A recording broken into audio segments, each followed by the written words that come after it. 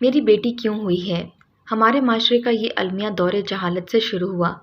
ہمارے پیارے دین اسلام میں بیٹی کی اہمیت کو کھل کر اجاگر کیا، لیکن پیارے نبی صلی اللہ علیہ وآلہ وسلم کی حیات طیبہ کی اعلیٰ مثالیں بھی ہمارے ذہنوں سے اس جہالت کو نکال نہیں پائی، اور آج بھی ہمارے معاشرے میں بیٹی کی پیدائش کو منحوس سمجھا جاتا ہے۔ میں 5ویں بار جب امید سے ہوئی، میں نے اپنے شوہر سے بات چھپائی رکھی کہ میں امید سے ہوں۔ اللہ کے سامنے گڑ گڑا کر بیٹے کی دعائیں مانگتی رہی، لیکن چوتھے ماہ میرے شوہر کو اس بات کا علم ہو گیا۔ کہنے لگا، اب میرا صبر جواب دے گیا ہے، اب اگر بیٹی ہوئی تو میں تمہیں طلاق دے دوں گا، اپنی بچیوں سمیت میرے گھر سے نکل جانا۔ میں نے 5ویں بچے کی بار الٹرا ساؤنڈ کروایا تو معلوم ہوا کہ اس بار بھی بیٹی ہے۔ میں سوچ چکی تھی کہ بچی کو مردہ ثابت کر دوں گی۔ اگر اس بار بھی بیٹی کی خبر سامنے آ گئی تو میرا گھر اجڑ جائے گا۔ بے شک میں کوئی خوش و خرم زندگی نہیں گزار رہی تھی، لیکن ایک پناہ گاہ تو میرے پاس موجود تھی۔ وہ تھی میرے شوہر کا گھر۔ میں 5ویں بچے کے ساتھ اپنے غریب ماں باپ کے پاس کیا چاہتی؟ ان پر کیسے اپنا اور اپنی بچیوں کا بوجھ ڈال دیتی؟ میرے پاس دوسرا کوئی راستہ نہیں بچا تھا۔ جب بھی یہ خیال آتا کہ اپنی بیٹی کو یتیم خانے میں دے دوں تو میری روح کانپ اٹھتی۔ کیسے اپنے جگر کے گوشے کو بے سہارا کر دوں، اسے اس کے رشتوں سے محروم کر دوں۔ لیکن جب یہ سوچتی کہ اگر مجھے طلاق ہو گئی تو 5 بچیوں کے ساتھ کہاں جاؤں گی، تو دل دہلنے لگتا۔ جیسے جیسے وقت گزر رہا تھا میری پریشانی بھی بڑھتی جا رہی تھی۔ میں نے لیبر روم جانے سے پہلے ایک نرس کو اعتماد میں لیا اور کہا کہ بچی کی پیدائش کے بعد وہ میری بیٹی کو میرے شوہر اور ساس کے سامنے مردہ کہہ دے اور باہر سب کو سچائی سے انجان رکھے۔ میری پچھلی 4 بیٹیاں بھی یہی ہوئی تھیں، اس لیے وہ نرس میرے حالات سمجھتی تھی۔ اس نے بچی کی پیدائش کے بعد باہر جا کر میری بیٹی کے مرنے کی خبر سنا دی۔ میرے شوہر اور ساس نے تو شکر ادا کیا، مجھے وہیں چھوڑ چھاڑ کر واپس چلے گئے کہ جب چھٹی ہوگی تو لینے آ جائیں گے۔ ان کی آخری امید بھی مجھ سے ختم ہو چکی تھی کہ اب تو مجھے بیٹا کبھی ہو ہی نہیں سکتا تھا۔ اگلے روز مجھے شوہر کا فون آیا کہ ہاسپٹل کے بل میں نے بھر دی ہیں، رکشہ پکڑ کر خود گھر آ جانا۔ مجھ سے یہ امید مت رکھنا کہ تمہاری ناز بادیاں کروں گا۔ اچھا ہوا جو یہ منحوس مر گئی۔ یہ سن کر میرا دل دھک سے رہ گیا۔ میں اپنے شوہر کی بے مروتی جانتی تھی، اسی لیے بچی کو لیے ایک یتیم خانے کے جھولے میں ڈالنے لگی تو دل تڑپ کر رہ گیا۔ بے اختیاری سے اپنی بچی کو سینے سے لگا کر کھینچ لیا، لیکن میں ماں ہونے کے ساتھ ساتھ ایک بے بس اور مجبور عورت بھی تھی۔ اپنی بچی کو چاہ کر بھی اپنی ممتا نہیں دے سکتی تھی، اسی لیے اپنے آنسوؤں کو ضبط کرتے ہوئے اسے جھولے میں ڈال کر پلٹ گئی۔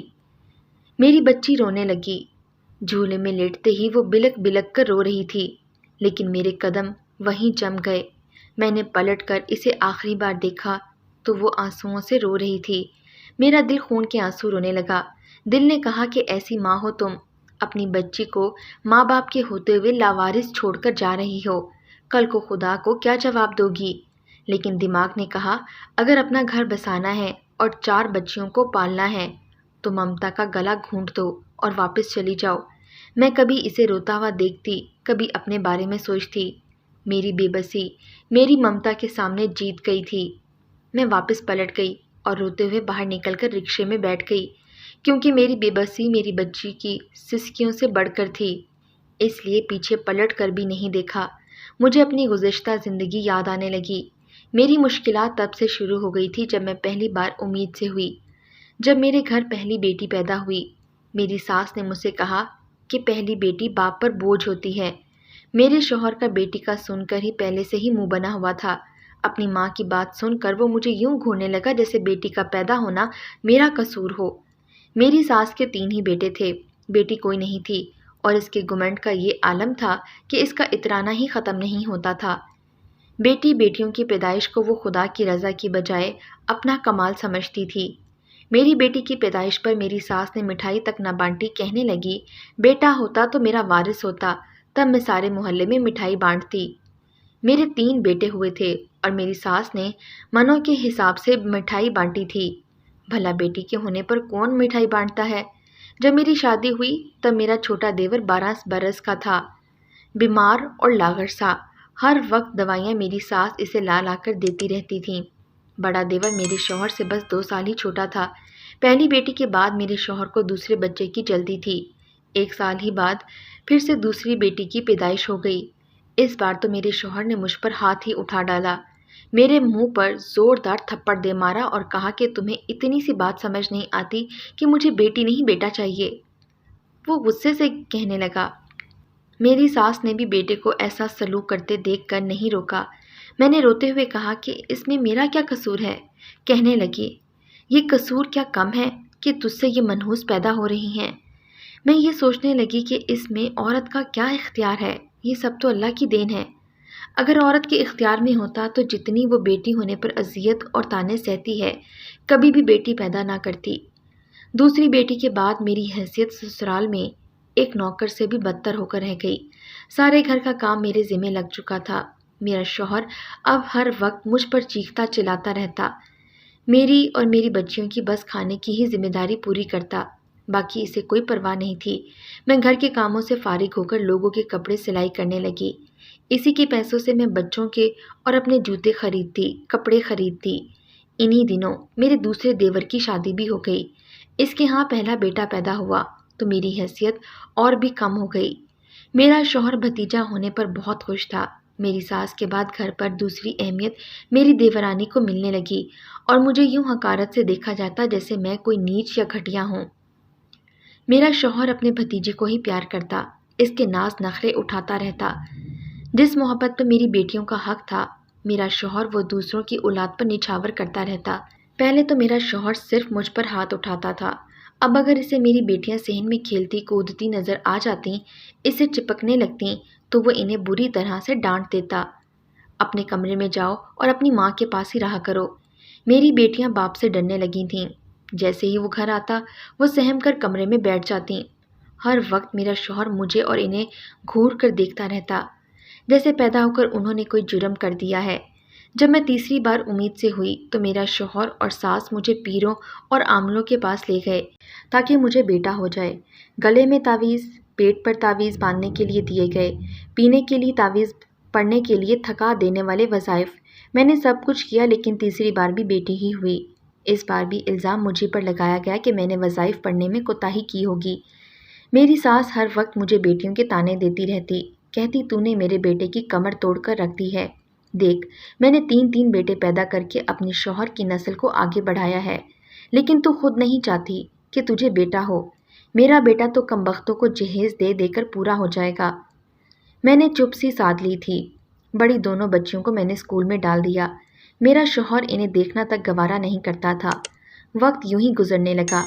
چوتھی بار جب میں امید سے ہوئی تو میرے شوہر نے کہا کہ میں حمل ضائع کروا دوں۔ میں نے انکار کر دیا کہ میں کسی معصوم کی جان نہیں لے سکتی، تو کہنے لگا تم صرف بیٹیاں ہی پیدا کر سکتی ہو، اس لیے بہتر یہی ہے کہ میری اولاد اور ہو ہی نہ۔ میں نے پھر بھی انکار کر دیا تو اس بات پر میرے شوہر نے مجھے بہت مارا۔ خدا کی کرنی ایسی ہوئی کہ چوتھی بھی بیٹی ہی ہوئی، اس لیے اگلی بار طلاق کی دھمکی دے ڈالی، لیکن میرے شوہر کی ہر دھمکی، ظلم، زیادتی مجھ سے بیٹا پیدا نہ کروا سکی، کیونکہ میں تو بالکل بے اختیار تھی۔ اس لیے 5ویں بیٹی کو میں مجبوراً ایک یتیم خانے میں ڈال آئی۔ وقت گزرنے لگا، 15 سال بیت چکے تھے، لیکن وہ بچی میری آنکھوں کے سامنے ہی رہتی تھی۔ میں روز اسے یاد کر کے روتی تھی۔ میری بیٹیاں مجھ سے پوچھنے لگیں کہ آپ کیوں روتی ہیں، تو میں ٹال جاتی، لیکن میرے جگر کا ٹکڑا وارثوں کے ہوتے ہوئے لاوارث والی زندگی جی رہا تھا۔ 15 سال کے بعد بھی میرا زخم ہرا ہی رہا۔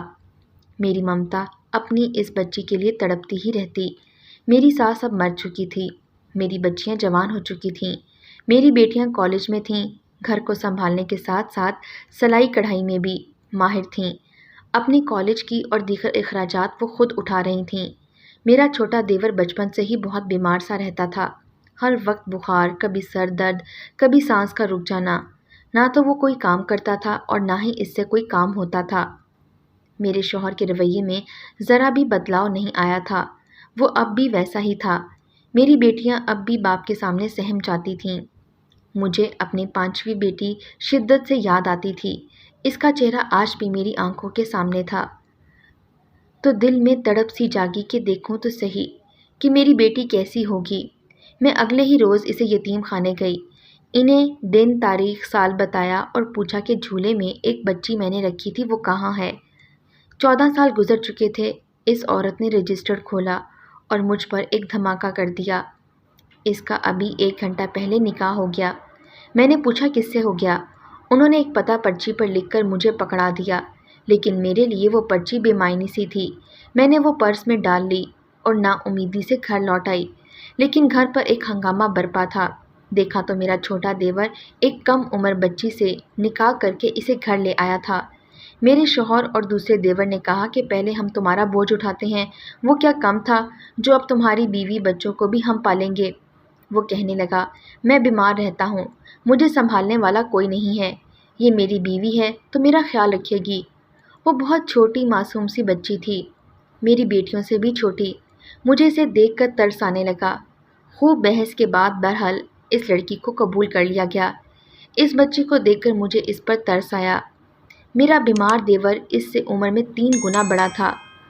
وہ معصوم سی بچی بھلا اس کی کیا خدمت کر سکتی تھی؟ اگر میرے دیور نے شادی ہی کرنی تھی تو کسی ہم عمر لڑکی سے کرتا۔ میرا دل جب اس لڑکی کو دیکھتا اندر تڑپنے لگتا اور مچلنے لگتا۔ سفید رنگ، خوبصورت نئے نقش لیے وہ دل میں اتر جانے کا ہنر رکھتی تھی۔ وہ خاموش سی میرے دیور کے ساتھ کھڑی سب کو ٹکر ٹکر دیکھ رہی تھی۔ دیور کے ساتھ وہ اس کی بیٹی لگ رہی تھی۔ میرا دل نہ جانے کیوں بے چین سا ہونے لگا۔ میری بیٹیوں کو بھی اس کمسن بچی پر ترس آ رہا تھا۔ بہرحال وہ دیور کے ساتھ اس کے کمرے میں چلی گئی، مگر اگلے 10 منٹ بعد ہی بھاگتی ہوئی باہر آئی۔ چہرے کا رنگ فک تھا۔ گھبرائی ہوئی کہنے لگی، جو انکل مجھے لے کر آئے تھے ان کی طبیعت خراب ہو رہی ہے، انہیں سانس نہیں آ رہا۔ میرا شوہر اور دوسرا دیور یہ سن کر اندر کمرے میں بھاگے۔ میرے دیور کی طبیعت بگڑ رہی تھی، جلدی سے اسے ہسپتال لے کر گئے۔ 2 گھنٹے بعد یہ خبر ملی کہ دیور کا انتقال ہو گیا ہے۔ ہم سب پر تو پہاڑ ہی ٹوٹ پڑا تھا۔ ہم سب رونے لگیں، لیکن وہ لڑکی چپ تھی۔ اس کی کون سی ہمارے دیور سے دلی وابستگی ہوئی تھی، شاید اسی لیے اسے رونا نہیں آ رہا تھا۔ میرے شوہر اور دیور روتے ہوئے گھر میں داخل ہوئے۔ وہ لڑکی کچھ دیر کونے میں کھڑی ہم سب کو دیکھتی رہی، پھر اپنے کمرے میں چلی گئی۔ ہمارے گھر تو صبح کا رونا دھونا جاری تھا۔ میرے دیور کی تدفین سے پہلے اس کے کمرے میں گئی تو وہ بچی بے فکر سوئی ہوئی تھی، جسے یہ تک نہیں پتا تھا کہ وہ بیوہ ہو چکی ہے۔ میرا دل اس کے بارے میں سوچ کر تڑپنے لگا تھا۔ میں نے اسے جگایا، اپنی چھوٹی بیٹی کا سادہ لباس اسے پہننے کے لیے دیا۔ وہ چپ چاپ سی میری ساری باتیں مانتی گئی، باہر آ کر خاموشی سے بیٹھ گئی۔ دیور کی تدفین کے بعد بھی وہ بچی ہمارے پاس ہی رہنے لگی، میری بیٹیوں کے ساتھ ہی سونے لگی۔ اس کے ساتھ کبھی ہنس بول لیتی تو میری دیورانی آڑے ٹیڑے منہ بنانے لگتی، کہتی عدت میں ہے، شوہر کو مرے ہوئے مہینہ نہیں ہوا اور دیکھو کیسے ہنس ہنس کر باتیں کر رہی ہے۔ مجھے اپنی دیورانی کی سوچ پر افسوس سا ہوا تھا۔ اس 14 سال کی بچی کو نہ شادی کا علم تھا نہ بیوگی کی خبر، اسے ہوش نہیں تھی۔ میں نے کہا وہ بچی ہے، اسے تو اب تک معلوم ہی نہیں ہے کہ اس کے ساتھ ہوا کیا ہے اور وہ کس ظلم سے گزری ہے۔ کہنے لگی، میں تو کہتی ہوں اس لڑکی کو چلتا پھرتا کرو، ہم بھلا کیوں پالتے رہیں۔ میری دیورانی ناک چڑھاتی ہوئی کہہ کر چلی گئی، لیکن میرا دل نہیں مانا کہ اتنی سی کم سن بچی کو بے یار و مددگار چھوڑا جائے۔ اس بچی کے یہاں رہنے پر اب تک نہ میرے شوہر نے اعتراض کیا تھا اور نہ ہی دیور نے، لیکن نہ جانے کیوں میں نے محسوس کیا کہ میرا شوہر اپنا ہر کام اب اس بچی سے کہنے لگا۔ کھانا بھی اسی سے مانگتا، اپنے کپڑے بھی اسی کو استری کرنے کا کہتا۔ مجھے لگا جیسے اپنی بیٹیوں کو سمجھتا ہے، شاید ویسے ہی دل اس کا اس بچی کے لیے احساس رکھ رہا ہے۔ میرے سر پر بم تو اس وقت پھٹا جب میرے شوہر نے مجھ سے کہا کہ وہ اس لڑکی سے شادی کرنا چاہتا ہے۔ میں سن کر ہکا بکا رہ گئی تھی۔ میں نے کہا، تم سوچ کیسے سکتے ہو؟ وہ 14 سال کی ہے اور تمہاری بیٹیاں اس بچی سے بھی بڑی ہیں، وہ تمہاری بیٹی جیسی ہے۔ کہنے لگا، بیٹی تو نہیں ہے نا، ایک بیوہ کو سہارا دینا کوئی برائی نہیں ہے۔ میں نے اسے اپنی بیٹی کی نظر سے دیکھا بھی نہیں ہے، ہو سکتا ہے جو بیٹے کی خواہش میری تم سے پوری نہیں ہوئی وہ اس لڑکی سے ہو جائے۔ پھر تو شوہر کی باتیں سن کر میں ششدر سی رہ گئی۔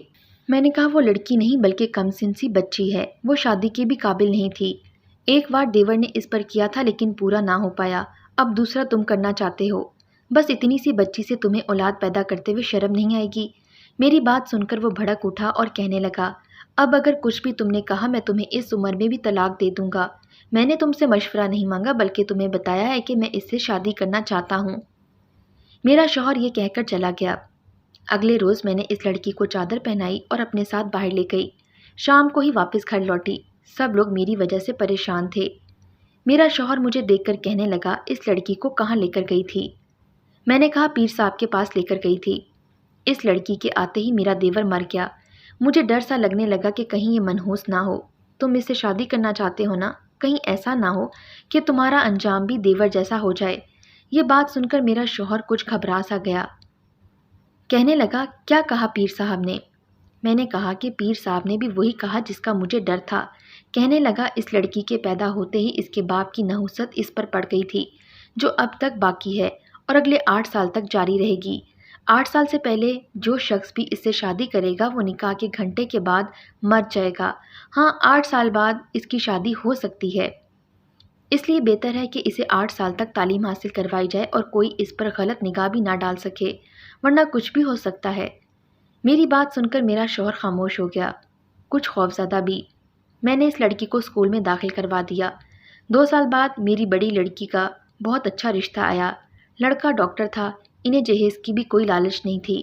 میں نے اپنی بڑی بیٹی کی شادی کر دی۔ 2 سال کے وقفے سے میں نے 4 بچیوں کی شادیاں کر دیں۔ سب کے شوہر خود کفیل تھے۔ بنا جہیز کے ہی میری بیٹیاں رخصت ہوئی تھیں اور میری بیٹیاں اپنے گھر میں خوش تھیں۔ 8 سال کا عرصہ بھی گزر چکا تھا۔ میرے شوہر نے دوبارہ مجھ سے کہا کہ اب تو 8 سال گزر چکے ہیں، اب میں اس سے شادی کر سکتا ہوں۔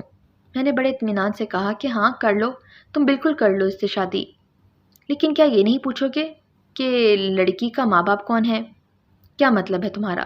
وہ یتیم خانے سے آئی ہے، وہاں کہاں کسی کے ماں باپ کا پتہ ہوتا ہے۔ میں نے تعصب سے اسے دیکھا اور کہا کہ میں اس لڑکی کے ماں باپ کو جانتی ہوں۔ میری بات سن کر وہ حیران سا رہ گیا۔ کہنے لگا، تم کیسے جانتی ہو؟ میں نے کہا، آج سے 15 سال پہلے میں نے اپنی 5ویں بیٹی کو جنم دیا تھا۔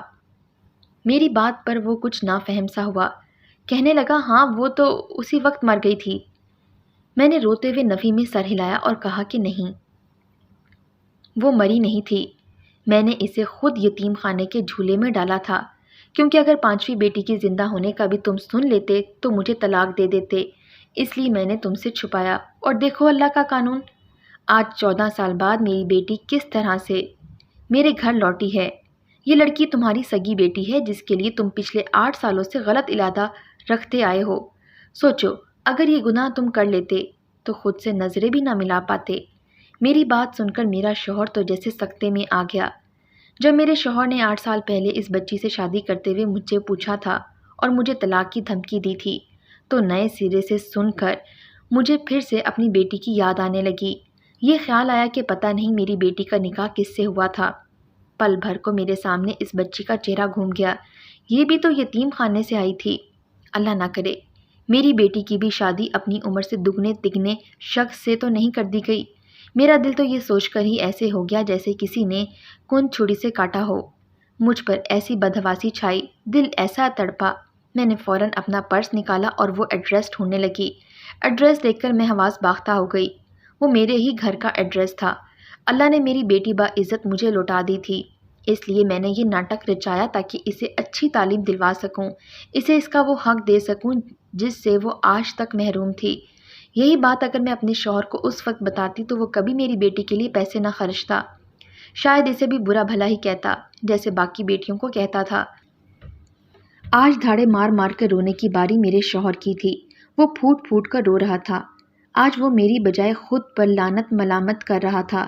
کہنے لگا کہ مجھ پر خدا کی لعنت ہو، میں اپنی بیٹی کے بارے میں کیا سوچتا رہا۔ میری گھٹیا سوچ نے میری بچی کو یتیم خانے تک پہنچا دیا۔ اگر اللہ میرے بھائی کی جان نہ لے لیتا تو میں بن موت ہی مارا جاتا۔ اگر میں اپنی بیٹی کے ساتھ ایسا کوئی گناہ کر بیٹھتا تو تب بھی میں مر ہی جاتا۔ میرے ظلم کی خدا نے مجھے یہ سزا دی ہے، ایک باپ کے لیے اس سے بڑی اور کوئی سزا ہو ہی نہیں سکتی۔ کاش کہ میں نے اپنی بچیوں کو زحمت کی بجائے رحمت سمجھا ہوتا۔ مجھے ان کی جہیز کی فکر ستاتی رہی، اسی لیے وہ مجھے ہمیشہ چبھتی رہیں، لیکن میں یہ بھول گیا تھا کہ جو رب بیٹی دیتا ہے وہ اس کا نصیب ہی بھیجتا ہے۔ میں نے ان پر کوئی پیسہ نہ خرچا، لیکن وہ صابر تھیں، خود سے محنت کرنے لگیں۔ اللہ نے میری 4 بیٹیوں کو بنا جہیز کے ہی اچھے گھرانوں میں رخصت کر دیا اور میرے بھائی کا ایک ہی بیٹا ہے جو اب تک نکما ہے اور باپ کی کمائی پر پل رہا ہے۔ کاش کہ ہم رب کی مصلحت کو سمجھ سکیں۔